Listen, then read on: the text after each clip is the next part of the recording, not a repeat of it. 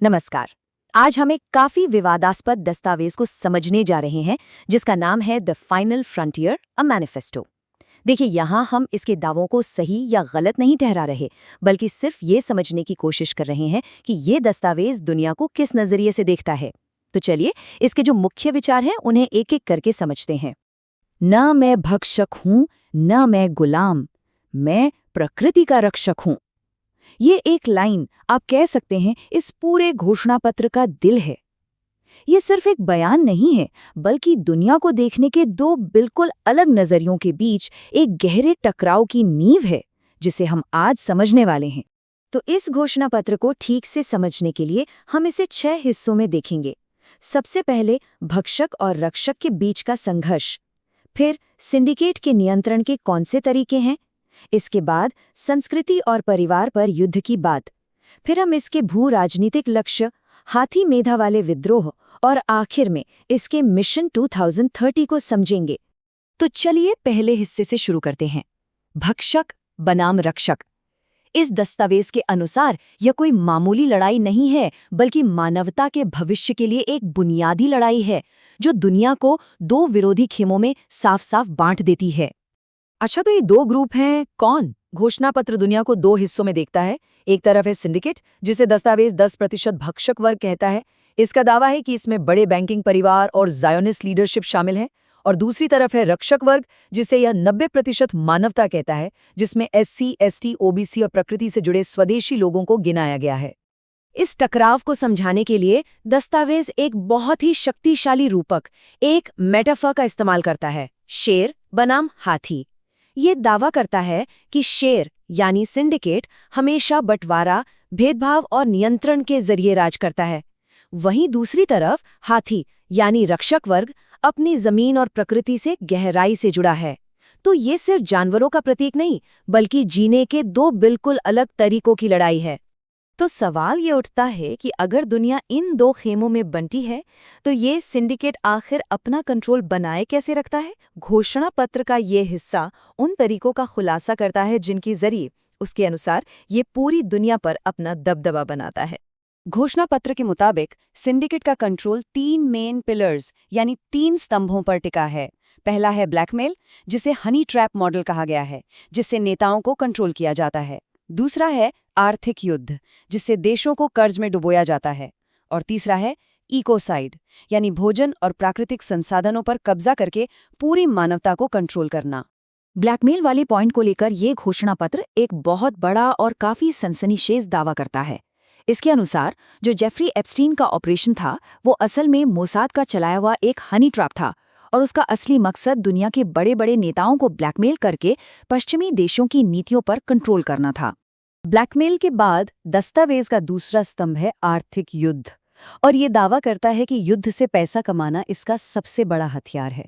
ये आरोप लगाता है कि सिंडिकेट ने लड़ाइयों में दोनों तरफ पैसा लगाया ताकि झगड़ा बढ़ता रहे, और इसी तरह उसने पहले विश्व युद्ध में 2 करोड़, दूसरे विश्व युद्ध में 7.5 करोड़ और इराक युद्ध में 10 लाख से ज्यादा मौतों से सीधे सीधे मुनाफा कमाया। ये दस्तावेज एक और चौंकाने वाला आंकड़ा सामने रखता है जो सीधे सीधे भारत से जुड़ा हुआ है। ये दावा करता है कि अंग्रेजों के राज में भारत में 5 करोड़ से ज्यादा लोगों की मौत जानबूझकर पैदा किए गए अकाल से हुई थी। घोषणा पत्र इसे अहिंसक हत्या कहता है, और इसका आरोप एक ब्रिटिश यहूदी व्यापारिक गठबंधन पर लगाता है। अच्छा, आर्थिक और राजनीतिक कंट्रोल तो हो गया, लेकिन इसके बाद घोषणा पत्र एक तीसरे मोर्चे की बात करता है, संस्कृति और परिवार पर हमला। इसके अनुसार सिंडिकेट समाजों को बाहर से नहीं बल्कि अंदर से खोखला करता है। यहाँ पर मुख्य तर्क ये दिया गया है कि जो हमारा मॉडर्न एजुकेशन सिस्टम है, उसे गुलाम बनाने के लिए डिजाइन किया गया है, न कि तर्क से सोचने वाले रक्षक। दस्तावेज का ये भी आरोप है कि सांस्कृतिक मार्क्सवाद का इस्तेमाल परिवारों को तोड़ने और समाज के ताने बाने को कमजोर करने के लिए किया जा रहा है। इस पूरे वैचारिक कंट्रोल सिस्टम को यह दस्तावेज एक बहुत ही अनोखा नाम देता है, राम सॉफ्टवेयर।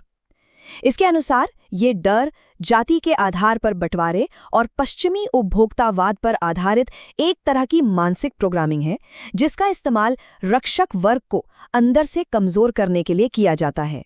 तो जब समाज अंदर से कमजोर हो जाता है, तब जियोपॉलिटिकल स्टेज पर क्या होता है?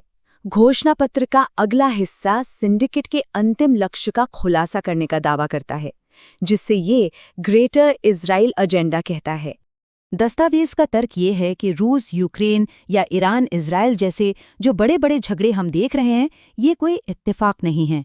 ये दावा करता है कि सिंडिकेट जानबूझकर ऐसे कबीलाई युद्ध भड़काता है ताकि दुनिया आपस में ही लड़ती रहे और असली फायदा सिंडिकेट को मिलता रहे। इस पूरी राजनीतिक रणनीति को समझाने के लिए घोषणा पत्र एक और नया कॉन्सेप्ट सामने रखता है, इंद्र लीला मॉडल। इसके अनुसार ये डर, सेक्सुअलिटी और युद्ध का एक मिला जुला इस्तेमाल है ताकि जनता हमेशा भटकी हुई और गुलाम बनी रहे। तो इतनी सारी समस्याएं बताने के बाद क्या ये घोषणा पत्र कोई समाधान भी बताता है? हाँ, बिल्कुल। और वो समाधान एक विद्रोह के रूप में आता है, जिसे ये हाथी मेधा का विद्रोह कहता है। तो ये हाथी मेधा आखिर है क्या चीज? घोषणा पत्र के मुताबिक ये स्वदेशी समुदायों की वो सामूहिक और प्राकृतिक समझ है जो जमीन से जुड़ी होती है। इसका दावा है कि यही समझ सिंडिकेट के डिजिटल धोखे को पहचान सकती है और उसके कंट्रोल करने वाले सिस्टम को नकार सकती है। और ये सिर्फ एक ख्याली पुलाव नहीं है, बल्कि अबुआ राज यानी स्वशासन के लिए एक पूरा ब्लूप्रिंट भी दिया गया है। इसके 3 मुख्य कदम हैं। पहला, ग्राम सभा को ही सर्वर बनाओ। दूसरा, बीज बैंक को भोजन का स्रोत बनाओ। और तीसरा, एक रक्षक न्यायपालिका को ही संविधान मानो। मतलब ये पूरी तरह से लोकल और प्राकृतिक सिस्टम की तरफ लौटने की एक पुकार है। और इसके साथ हम पहुंचते हैं इस घोषणा पत्र के आखिरी और सबसे निर्णायक हिस्से पर, मिशन 2030। यह एक ग्लोबल उलगुलान यानी एक बड़े विद्रोह का आह्वान है, जिसकी एक तय समय सीमा भी है।